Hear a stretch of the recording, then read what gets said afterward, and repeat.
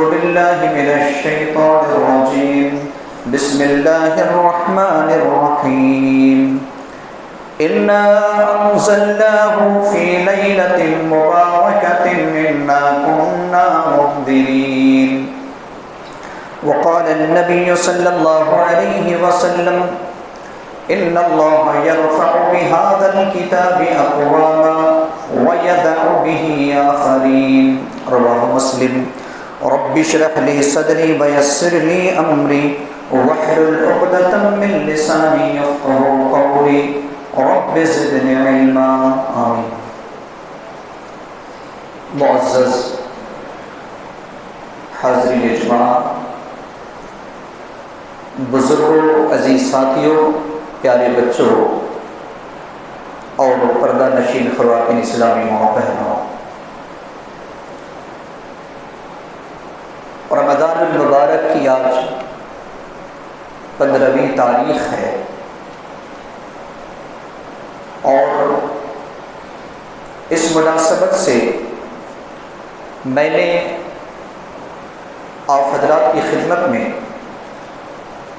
اللہ سبحانہ و تعالیٰ کی توفیق سے جس عنوان کا انتخاب کیا ہے وہ ہے ماہ رمضان اور قرآن۔ رمضان اور قرآن، ان دونوں میں بے انتہا گہرا تعلق اور رشتہ ہے۔ ابھی بنیادی چند باتیں میں آپ کو بتاؤں گا کہ رمضان اور قرآن میں کیا کیا مشترک ہے۔ یوں تو بہت ساری چیزیں ایک ساتھ آتی ہیں، لیکن ان میں سے چند باتوں کا میں آپ کے سامنے ذکر کروں گا۔ سب سے پہلی بات تو یہ ہے کہ اللہ سبحانہ و تعالیٰ نے جب قرآن کو نازل کیا لوح محفوظ سے بیت العزت تک، اور پھر بیت العزت سے قرآن مقدس سورۃ العلق کی وہ 5 آیتیں، جن آیتوں کے ذریعے سے نبی جناب محمد رسول اللہ صلی اللہ علیہ وسلم کو نبوت کا تاج پہنایا گیا، وہ کوئی اور مہینہ نہیں بلکہ ماہ رمضان تھا۔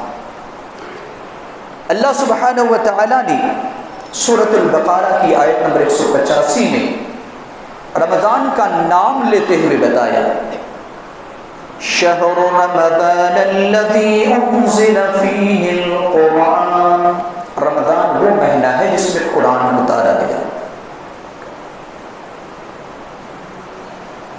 11 مہینوں میں اللہ رب العالمین نے قرآن کو نازل نہیں کیا، بلکہ آغاز رمضان سے کیا، اور اللہ رب العالمین نے اس قرآن مقدس کو رات میں نازل کیا جو لیلہ مبارکہ ہے، جس کو اللہ رب العالمین نے سورہ دخان کے اندر فرمایا ہے کہ انا انزلناہ فی لیلۃ مبارکہ، یقیناً ہم نے اس قرآن کو بابرکت رات میں نازل کیا۔ بابرکت اس اعتبار سے کہ ایک رات 1000 مہینوں کی راتوں سے افضل اور بہتر ہے۔ انا انزلناہ فی لیلۃ القدر وما ادراک ما لیلۃ القدر لیلۃ القدر خیر من 1000 شہر۔ برکت زیادہ یا کثیر عدد کا نام نہیں ہے، بلکہ برکت کم چیز ہو لیکن وہ اس کی اہمیت اور اس کی فضیلت اور اس کی قیمت بے انتہا ہو، اس کا نام برکت ہے۔ ایسا نہیں ہے کہ لیلۃ القدر جس میں اللہ رب العالمین نے قرآن کو نازل کیا وہ رات 12 گھنٹہ سے زیادہ کی رات تھی، نہیں، بلکہ رات اتنی ہی تھی، لیکن اس رات کی فضیلت کو اللہ رب العالمین نے بتایا کہ اس رات کی فضیلت یہ ہے کہ یہ 1000 مہینوں سے افضل ہے۔ بہرحال تو پہلا مشترک اللہ رب العالمین کی اس آیت سے پتہ چلا کہ اللہ رب العالمین نے قرآن کا جو نزول فرمایا وہ رمضان المبارک تھا، اور رمضان المبارک کی لیلۃ القدر میں۔ دوسرا مشترک روزہ ہم اور آپ کیوں رکھتے ہیں اور اس کا بنیادی سبب کیا ہے؟ اللہ رب العالمین نے آیت نمبر 183 سورۃ البقرہ آیت نمبر 183 میں اہل ایمان کو خطاب کیا اور کہا یا ایھا الذین آمنوا کتب علیکم الصیام کما کتب علی الذین من قبلکم لعلکم تتقون۔ ایک ہی مقصد بتایا اللہ رب العالمین نے، روزہ اس وجہ سے فرض کیا گیا تاکہ تمہارے اندر تقویٰ کی صفت پیدا ہو جائے۔ تو گویا کہ روزہ رکھنے کا مقصد کیا ہے؟ تقویٰ اختیار کرنا۔ قرآن کا مقصد کیا ہے؟ اللہ رب العالمین نے سورہ بقرہ کی آیت نمبر 2 میں ارشاد فرمایا ذَلِكَ الْكِتَابُ لَا رَيْبَ فِيهِ هُدًى لِّلْمُتَّقِينَ، یہ وہ کتاب ہے جس میں کوئی شک نہیں ہے، متقیوں کے لیے ہدایت ہے۔ گویا کہ یہ قرآن تقوی والوں کے لیے ہدایت کا ذریعہ ہے، اور رمضان کا روزہ بھی کیا ہے؟ تقوی۔ تو گویا کہ قرآن اور رمضان دونوں میں جو مشترک صفت پائی جاتی ہے وہ ہے تقوی کی صفت۔ اگر کوئی انسان روزہ رکھتا ہے تو اس میں تقوی پیدا ہوتا ہے، قرآن سے جڑتا ہے تو اس میں بھی تقوی پیدا ہوتا ہے۔ اسی طریقے سے قرآن اور رمضان میں مشترک جو صفت پائی جاتی ہے وہ سفارش کی صفت۔ اللہ کے رسول صلی اللہ علیہ وسلم فرماتے ہیں، مسند احمد اور طبرانی کی حدیث ہے، قیامت کے دن روزہ اور قرآن کیا کہے گا؟ الصیام والقرآن یشفعان للعبد یوم القیامہ، قرآن اور صیام یہ دونوں قیامت کے دن بندوں کے حق میں سفارش کریں گے۔ یقول الصیام، روزہ کہے گا، صیام کہے گا اے ربی منعتہ الطعام والشہوۃ، میں نے کھانے اور شہوت سے اسے منع کیا، فشفعنی فیہ، اس کے بارے میں میری سفارش قبول کی جائے۔ وَيَقُولُ الْقُرْآنُ، اور قرآن بھی کہے گا مَنَعَتْهُ النَّوْمَ بِاللَّيْلِ، میں نے اسے رات میں نیند سے روکا تھا، فَشَفِّعْنِي فِيهِ، میری سفارش اس کے حق میں قبول کی جائے۔ یہاں پر رمضان بھی کہے، روزہ بھی کہے گا، اور اسی طریقے سے قرآن بھی کہے گا۔ تو یہ دونوں مشترک جو صفت ان کے اندر پائی جاتی ہے وہ سفارش کی صفت ہے، یعنی قرآن بھی سفارش کرے گا اور روزہ بھی سفارش کرے گا۔ اللہ کے رسول صلی اللہ علیہ وسلم فرماتے ہیں فَيُشَفَّعَانِ، ان دونوں کی سفارش قبول کی جائے گی، روزے کی بھی اور قربانی، اور روزے کی بھی اور قرآن کی بھی، دونوں کی سفارش اللہ رب العالمین قبول فرمائے گا۔ اس سے ایک مسئلہ یہ بھی ثابت ہوتا ہے کہ قرآن یہ کہے گا کہ میں نے اسے رات میں نیند سے روکا تھا، تو ظاہر سی بات ہے کہ انسان بستر پر نہ جاتے ہوئے قیام اللیل کا اہتمام کیا تھا، نماز تراویح کا اہتمام کیا تھا۔ اس سے یہ بھی پتہ چلتا ہے کہ نماز تراویح دراصل یہ لمبی ہوتی ہے، تبھی جا کر انسان کے نیند کو روکتی ہے۔ اگر ہم کہیں کہ مختصراً پڑھ لیں تو پھر قیام اللیل کا جو مقصد ہے، اور قیامت کے دن جب یہ قرآن ہم سے اور آپ سے، ہمارے اور آپ کے حق میں سفارش کرے گا تو یہ بات تو نہیں کہہ سکتا کہ میں نے اسے نیند سے روکا تھا، لہٰذا قیام اللیل کا اس سے پتہ چلتا ہے کہ لمبا ہونا چاہیے، جو کہ آج ہمارے معاشرے کے اندر اس کو پسند نہیں کیا جاتا ہے۔ اسی طریقے سے چوتھی صفت یہ ہے کہ روزہ قربت الہی کا ذریعہ ہے، یعنی اگر کوئی انسان روزہ رکھتا ہے تو اللہ کی قربت حاصل کرتا ہے، کیونکہ اللہ رب العالمین حدیث قدسی کے اندر فرماتا ہے کہ الصوم لی وانا اجزی بہ، روزہ میرے لیے ہے اور میں ہی اس کا بدلہ دوں گا۔ نماز بھی اللہ کے لیے، قربانی بھی اللہ کے لیے، دنیا کی جتنی عبادتیں ہیں ان تمام عبادتوں میں اللہ رب العالمین کا اخلاص ہونا ضروری ہے اور تمام عبادتیں اللہ کے لیے ہے، لیکن بطور خاص اللہ رب العالمین کہتا ہے کہ روزہ میرے لیے ہے اور میں اس کا بدلہ دوں گا۔ اس سے کیا پتہ چلتا ہے کہ روزہ قربت الہی کا ذریعہ ہے۔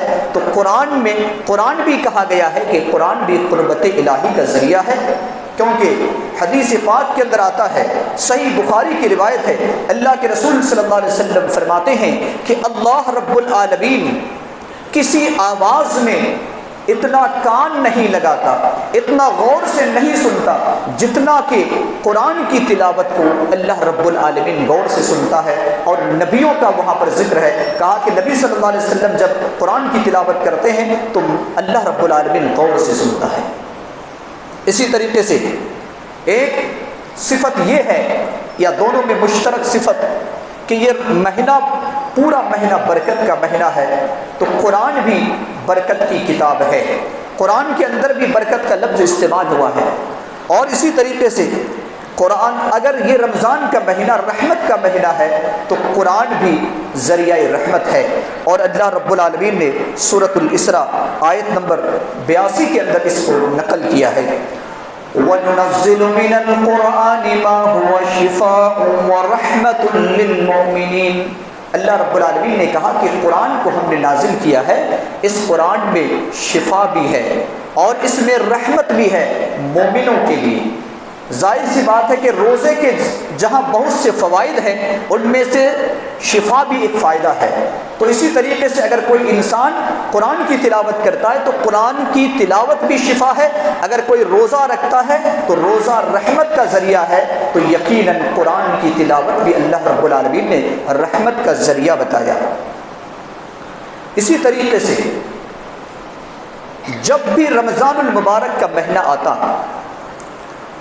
صحیح بخاری کی روایت ہے، 1902 نمبر کی حدیث ہے کہ جب بھی رمضان المبارک کا مہینہ سایہ فگن ہوتا، جبریل امین آتے اور نبی صلی اللہ علیہ وسلم سے قرآن کا دور کراتے۔ تو اس سے کیا پتہ چلتا ہے کہ جبریل امین ہر رات رمضان میں آیا کرتے تھے، دیگر مہینوں میں نہیں آتے تھے، اور آنے کا مقصد کیا ہوتا تھا؟ تلاوت قرآن۔ تو گویا کہ قرآن کی تلاوت یہ رمضان المبارک کا مہینہ ہے، جیسا کہ امام زہری رحمہ اللہ فرماتے ہیں کہ انما ہوا قراءۃ القرآن و اطعام الطعام۔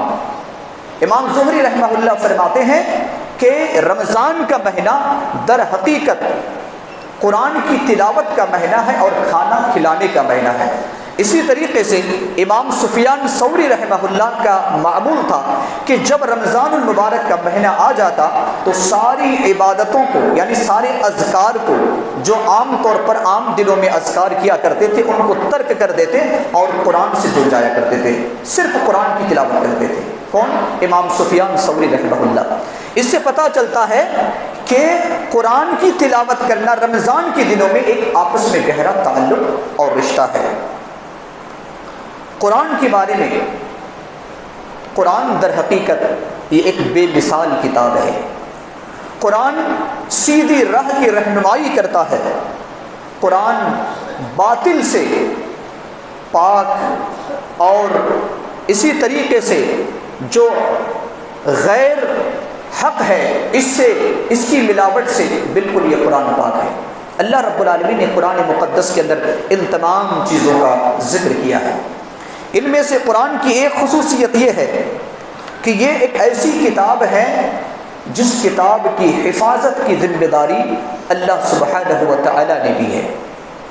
اللہ سبحانہ و تعالیٰ نے لی ہے، قرآن کی حفاظت کی ذمہ داری اللہ رب العالمین نے لی ہے۔ مثال کے طور پر اللہ رب العالمین نے سورۃ الحجر کی آیت نمبر 9 میں ارشاد فرمایا، اِنَّا نَحْنُ نَزَّلْنَا الذِّكْرَ وَإِنَّا لَهُ لَحَافِظُونَ، یقیناً ہم نے اس قرآن کو نازل کیا ہے اور اس کی حفاظت ہم ہی کرنے والے ہیں۔ کل میں نے درس تراویح میں ایک بات نقل کیا تھا امام قرطبی رحمہ اللہ کے حوالے سے کہ قرآن کیسے محفوظ کتاب ہے، تورات نہیں، زبور نہیں، انجیل نہیں، دیگر صحیفے نہیں، آج 8 سے 10 سال بچوں کے سینوں میں یہ قرآن محفوظ ہے۔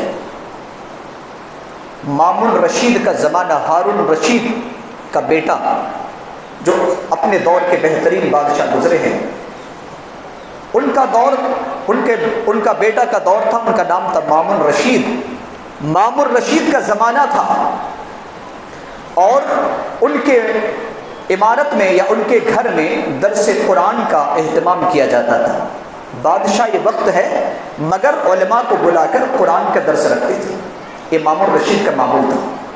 اور اتفاق سے ایک یہودی جو نہایت عربی میں فصاحت و بلاغت رکھتا تھا، فصیح عربی بولا کرتا تھا، اور ان کی کمائی کا ذریعہ خطاط تھا، یعنی وہ انسان تحریر کرتا تھا، لکھتا تھا۔ اس زمانے میں تحریر کی بڑی قیمت ہوتی تھی کہ بہترین خوش خط جو لکھ دیا کرتا تھا اس کی بڑی اہمیت ہوتی تھی، اس کی تنخواہ بھی بہت زیادہ ہوتی تھی۔ تو اس یہودی کا آنا جانا تھا، قرآن کی مجلس تھی، مامون رشید نے اسے اسلام کی دعوت دی اور کہا کہ آپ اسلام قبول کر لو۔ کہا کہ نہیں، میں اپنے باپ دادا کے دین کو ترک نہیں کر سکتا، چھوڑ نہیں سکتا۔ بہرحال امام قرطبی رحمہ اللہ فرماتے ہیں کہ وہ انسان وہاں سے چلا گیا، وہ یہودی چلا گیا، اور چند مہینوں یا چند سال کے بعد وہ واپس آتا ہے اور واپس آ کر کہتا ہے کہ میں نے اسلام قبول کر لیا۔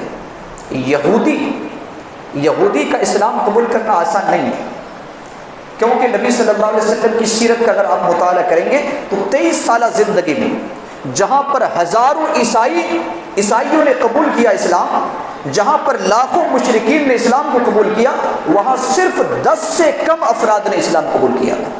تو یہود کتنے دشمن ہوتے ہیں اسلام کے اور مسلمانوں کے، اس سے پتہ چلتا ہے۔ لیکن وہ یہودی تھا، اس نے اسلام قبول کر لیا۔ مامون رشید نے سوال کیا کہ میں نے آپ کو اسلام کی دعوت دی تھی لیکن آپ نے اسلام کو قبول نہیں کیا، اور خود بخود آج آپ اسلام کا اظہار کر رہے ہیں اور کہہ رہے ہیں کہ میں نے اسلام قبول کر لیا۔ کہا کہ ہاں، یہ جو قرآن مقدس ہے اس کتاب کی وجہ سے میں نے اسلام کو قبول کیا ہے۔ اس کی وجہ یہ ہے کہ میں ایک خطاط ہوں، میں لکھنے والا ہوں، میں خوش خط لکھتا ہوں، بہترین تحریر میری ہوتی ہے۔ میں نے سب سے پہلے تورات کو لکھا اور تورات کی آیتوں کو میں نے الٹ پلٹ کر دیا، تورات کی آیتوں کو، بعض آیتوں کو میں نے نکال دیا جو اس دور میں تورات تھی، اور میں یہودیوں کے معبد میں، یہودیوں کے عبادت خانے میں لے جا کر کے اسے بیچ دیا۔ لوگ خوشی خوشی قیمتی ذریعے سے انہوں نے میری اس کتاب کو، اس تحریر کو خرید لیا، کسی نے اعتراض نہیں کیا، جبکہ اس میں نے کچھ تبدیل بھی کر دیا تھا۔ پھر میں نے اسی طریقے سے انجیل کو، جو عیسائیوں کی کتاب ہے، میں نے اسے بھی لکھا، اور لکھنے کے بعد اس میں بھی وہی کام کیا جو تورات میں نے کیا تھا، اس میں بھی میں نے کچھ تبدیلی کر دی، اور میں نے اس میں کچھ آیتوں کو نکال دیا۔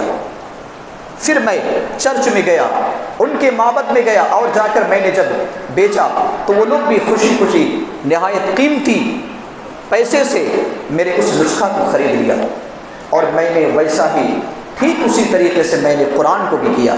قرآن کو بھی میں نے لکھنا شروع کیا، قرآن کے اندر بھی میں نے ایسے ہی تبدیلی کی، کچھ آیتوں کو میں نے نکال دیا، اور مسجدوں میں میں گیا بیچنے کے لیے۔ لیکن وہاں پر جب قرآن کو حافظ قرآن نے دیکھا تو اس نے فوراً بتا دیا کہ قرآن کی آیت کو آپ نے یہاں سے حذف کر دیا ہے، آپ نے نکال دیا ہے، اس آیت کو آپ نے تبدیل کر دی ہے، یہ قرآن مسلمانوں کا قرآن نہیں ہو سکتا ہے۔ اسی وقت مجھے یقین ہو گیا کہ یہ قرآن ایک ایسا کلام ہے، قرآن ایک ایسی کتاب ہے جس کتاب کے اندر کوئی تبدیلی ہو نہیں سکتی ہے، کیونکہ میں نے عیسائیوں کو آزمایا، میں نے یہودیوں کو آزمایا، وہ فیل ہو گئے، اور جب میں نے مسلمانوں کو آزمایا تو وہ کامیاب ہو گئے، اور یہی قرآن میرا ذریعہ بن گیا ہدایت کا۔ میں نے اسلام قبول کیا اور میں آپ کے دربار میں آیا ہوں۔ اللہ رب العالمین نے کہا انا نحن نزلنا الذکر وانا له لحافظون۔ تورات کے اندر تبدیلی ممکن ہے، زبور کے اندر، انجیل کے اندر، دیگر صحیفوں کے اندر، لیکن قرآن ایک ایسی واحد کتاب ہے جس میں کوئی تبدیلی ممکن ہے ہی نہیں، کیونکہ اس کی حفاظت کی ذمہ داری اللہ رب العالمین نے لی ہے۔ حقوق حقوق قرآن پر اگر بات کی جائے تو ایک لمبا وقت کی ضرورت ہے۔ نہایت اختصار کے ساتھ چند حقوق کا میں آپ کے سامنے ذکر کرتا ہوں۔ سب سے پہلا حق تو یہ ہے کہ قرآن کو سیکھنا چاہیے اور سکھلانا بھی چاہیے۔ اللہ کے رسول صلی اللہ علیہ وسلم فرماتے ہیں، صحیح بخاری 5027 نمبر کی حدیث ہے، خیرکم من تعلم القرآن وعلمہ، تم میں سے بہتر وہ شخص ہے جو قرآن کو سیکھے اور دوسروں کو سکھائے۔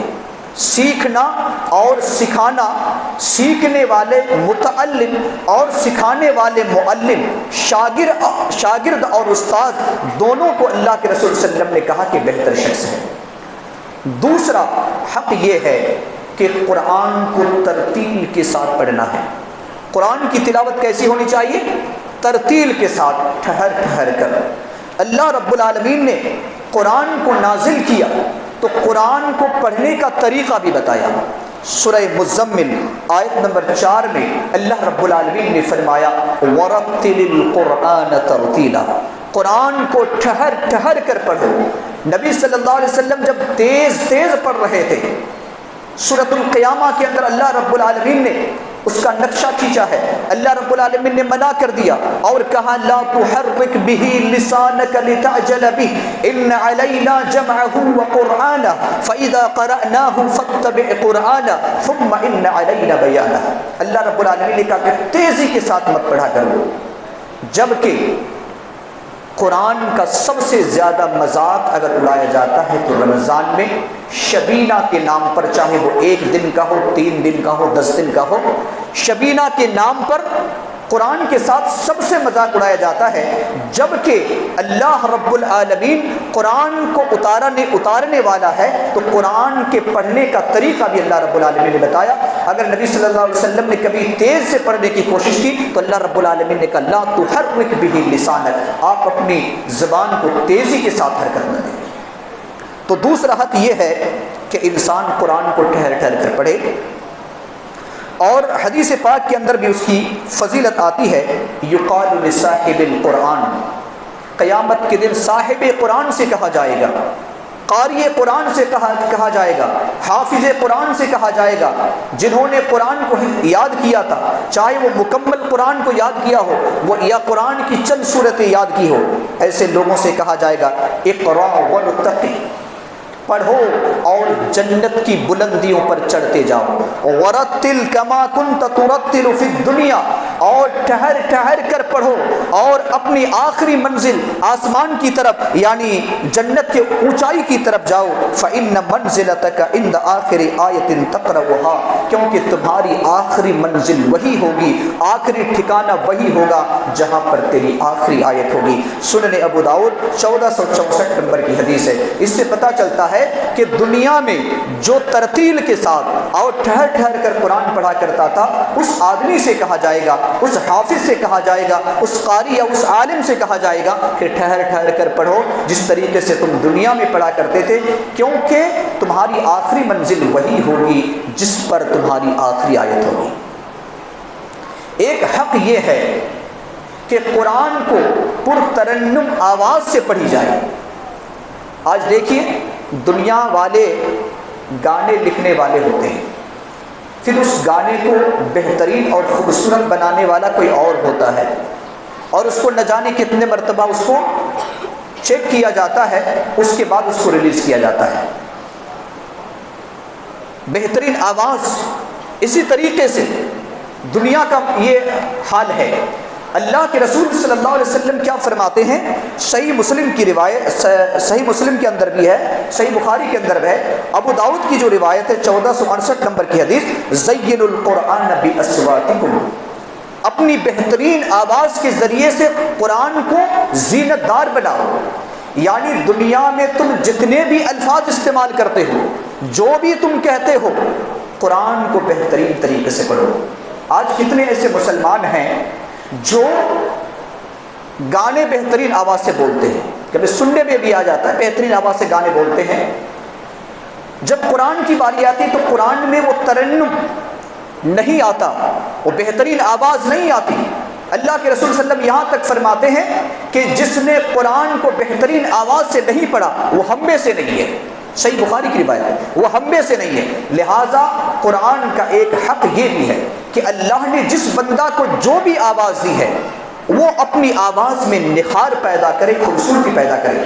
یہ ضروری نہیں ہے کہ اللہ نے سب کو ایک جیسی آواز دی ہے، الگ الگ آواز ہے، لیکن اپنی جو آواز ہے ان میں جو بہتر ہے اس قرآن کے لیے وہ انتخاب کرے، کیونکہ یہ اللہ کے رسول صلی اللہ علیہ وسلم نے ہمیں اور آپ کو بتلایا ہے.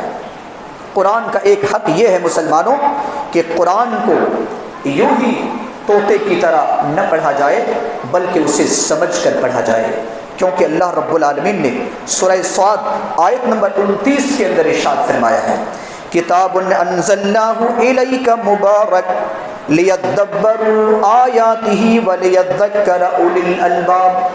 اللہ رب العالمین نے فرمایا کہ ایک ایسی کتاب ہے ہم نے جس کو آپ کی طرف اتارا ہے، یہ بابرکت ہے تاکہ اس کی آیتوں پر غور و فکر کرے اور عقل مند لوگ اس سے نصیحت حاصل کریں. تو گویا کہ قرآن کو سمجھنا یہ قرآن کے حقوق میں سے ایک اہم حق ہے. کوئی ایسا انسان نہیں ہے جو دنیا میں کوئی بھی چیز پڑھتا ہے تو بغیر سمجھ کر پڑھتا ہے. اگر سمجھ میں نہیں آتا کسی کو تو دوسرے سے سمجھ لیتا ہے، لیکن قرآن کے بارے میں ایسا مسئلہ نہیں ہے. قرآن کا درس بھی ہوتا ہے، بہت سارے نکل کر چلے جاتے ہیں، یعنی اسے قرآن سمجھنے کی کوئی ضرورت نہیں ہے. جبکہ قرآن کا یہ حق ہے کہ قرآن کو صرف یوں ہی نہیں بلکہ سمجھ کر پڑھا جائے. اسی طریقے سے قرآن کا ایک حق یہ ہے کہ اس پر عمل کیا جائے. قرآن کا ایک حق یہ ہے کہ اسے دوسروں تک پہنچایا جائے. اور اگر کوئی انسان قرآن کے ان حقوق کو ادا نہیں کرتا ہے، بروز قیامت رسول ایسے لوگوں کے خلاف اللہ رب العالمین کی عدالت میں عرضی پیش کریں گے. اللہ رب العالمین نے سورہ فرقان آیت نمبر 30 کے اندر ارشاد فرمایا وقال الرسول یا رب ان قوم اتخذوا هذا القرآن مہجورا. اے اللہ، رسول کہیں گے اے میرے پروردگار، میری اس قوم نے قرآن کو ترک کر دیا تھا، قرآن کو چھوڑ دیا تھا. قرآن کو چھوڑنے کا مطلب یہ ہے کہ قرآن کو نہ پڑھنا، قرآن کو صحیح طریقے سے نہ پڑھنا، ترنم کے ساتھ نہ پڑھنا، خوبصورتی کے ساتھ نہ پڑھنا، اسے سمجھ کر نہ پڑھنا، اس پر عمل نہ کرنا، اس کی دعوت کو عوام تک نہ پہنچانا، یہ قرآن کو چھوڑنے کا مطلب ہے. لہٰذا کیا ہم چاہتے ہیں کہ رسول صلی اللہ علیہ وسلم ہماری اور آپ کے حق میں، ہمارے اور آپ کے خلاف قیامت کے دن گواہی دے اور عرضی داخل کرے کہ میری قوم نے قرآن کو چھوڑ دیا تھا؟ ظاہر سی بات ہے کہ ہم یہ نہیں چاہیں گے.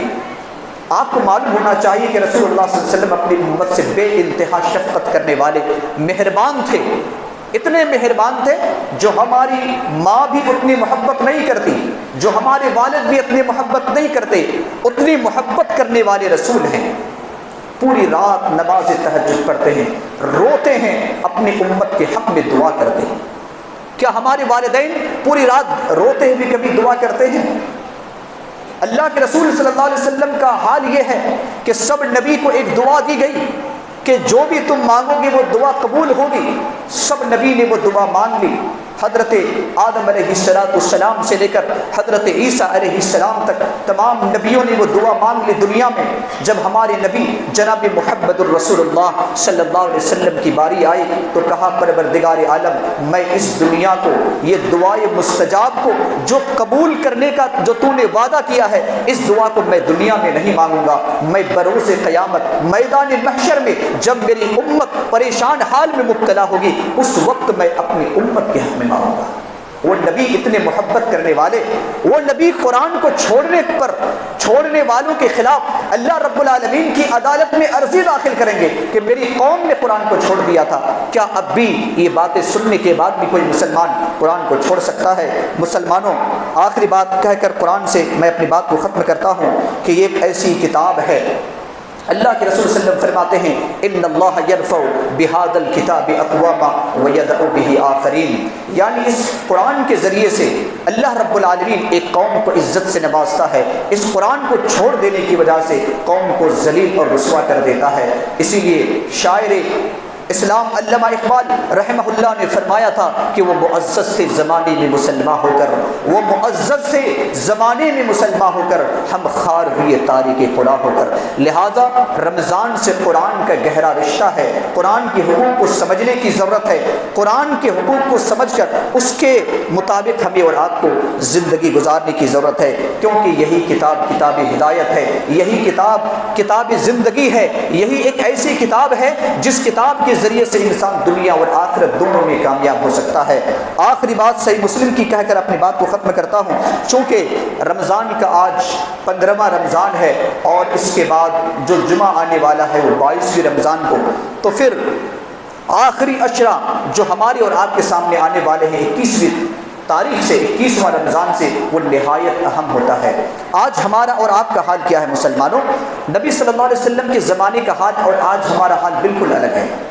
آج دیکھا جاتا ہے پہلی تراویح سے تقریباً 9-10 تراویح تک مسجد بھری رہتی ہے، اور جیسے ہی 10ویں تراویح ہو جاتی ہے، 11ویں 12ویں تراویح 14ویں تراویح مسجد خالی، آدھے مصلی ہو جاتے ہیں۔ صحابہ اکرام کا عمل کیا ہے کہ پہلے دن نبی صلی اللہ علیہ وسلم نے نماز تراویح ادا کی، تھوڑے لوگ آئے، دوسرے دن آئے اور زیادہ لوگ ہو گئے، تیسرے دن آئے تو مسجد کھچا کچ بھر گئی۔ آج ہمارا حال یہ ہے، پہلے دن مسجد کھچا کچ بھر جاتی ہے، دوسرے دن تھوڑے سے خالی، پھر آہستہ دن خالی۔ ہم کہتے ہیں کہ ہم ذلیل اور رسوا کیوں ہو رہی ہیں، ہمارے اوپر ظالم بادشاہ کو کیوں؟ اس لیے کہ ہم نے پورا راستہ ہی الٹ کیا ہے۔ صحابہ اکرام عزت کی زندگی اس وجہ سے گزارتے تھے کہ وہ صحیح اسلام پر عمل کرتے تھے۔ آج ہمارا عمل ایسا نہیں ہے، الٹا ہمارا عمل ہے۔ تو اگر وہ لوگ عزت کی زندگی گزارتے، ہمارے الٹے عمل کی وجہ سے ہماری ذلت کی زندگی ہو رہی ہے، تو یہ ہمیں اور آپ کو دیکھنے کی ضرورت ہے۔ عائشہ رضی اللہ تعالی عنہا فرماتی ہیں کہ کان رسول اللہ صلی اللہ علیہ وسلم یجتہد فی العشر الاواخر ما لا یجتہد فی غیرہا۔ صحیح مسلم 1175 نمبر کی حدیث ہے کہ رسول اللہ صلی اللہ علیہ وسلم آخری عشرے میں اتنی محنت کرتے تھے جو دیگر عشروں میں اتنی محنت نہیں کیا کرتے تھے۔ لہٰذا مسلمانوں، میں آپ سے یہ گزارش کرنا چاہوں گا کہ آخری عشرہ بالکل ہمارے سامنے ہے، اور اس عشرہ میں عبادت کی اہمیت بہت زیادہ بڑھ جاتی ہے۔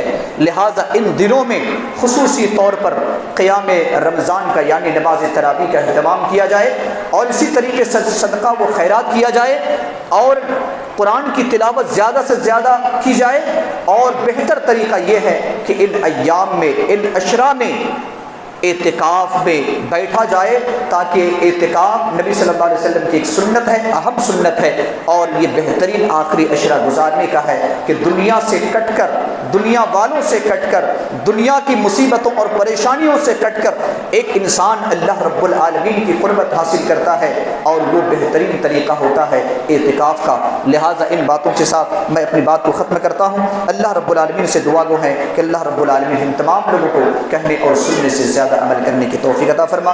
الہ العالمین ہمارے گناہوں، ہماری خطاؤں، ہمارے سیئات کو اے اللہ تو معاف فرما دے، ہماری حسنات کو، ہماری نیکیوں کو اے اللہ تو قبول فرما دے، ہمارے قیام و صیام کو اے اللہ تو قبول فرما دے، ہماری تمام عبادتوں کو قبول فرما دے۔ ہم میں سے جو بیمار ہے اے اللہ تو نے شفاء کاملہ اور صحت عاجلہ نصیب عطا فرما، ہمارے بزرگوں کی حفاظت فرما، ہمارے نوجوان کی حفاظت فرما، ہمارے بچوں کو اے اللہ ہمارے لیے اور اسلام کے لیے سچا علم بردار بنا دے۔ الہ العالمین ہمارے مرحومین اور مرحومات کی قبر کو نور سے منور فرما دے، جنت الفردوس میں اعلیٰ مقام نصیب عطا فرما۔ اے اللہ جب تک تو ہمیں زندہ رکھ، اسلام اور ایمان پر زندہ رکھ، جب اپنے پاس بلا ایمان اور اسلام پر بلا۔ آمین۔ وآخر دعوانا ان الحمد للہ رب العالمین۔